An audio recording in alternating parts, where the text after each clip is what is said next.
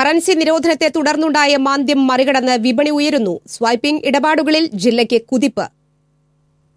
500,000 രൂപ നോട്ടുകൾ അസാധുവാക്കിയതിനെ തുടർന്ന് മാന്ദ്യത്തിലായ വിപണിയിൽ ഉണർവ് പ്രകടമായി തുടങ്ങി.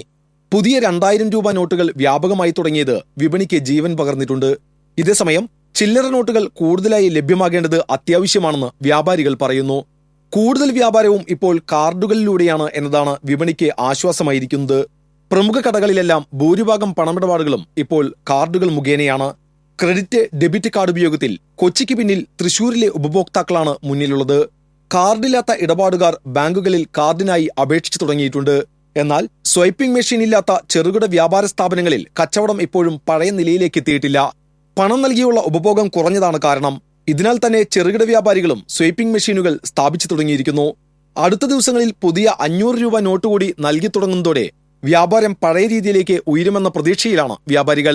ഇപ്പോൾ അനുഭവപ്പെടുന്ന മാന്ദ്യത്തിനപ്പുറം വിപണി മുൻപത്തേക്കാൾ സജീവമാകുമെന്ന് വ്യാപാര സ്ഥാപനങ്ങൾ കണക്കുകൂട്ടുന്നു.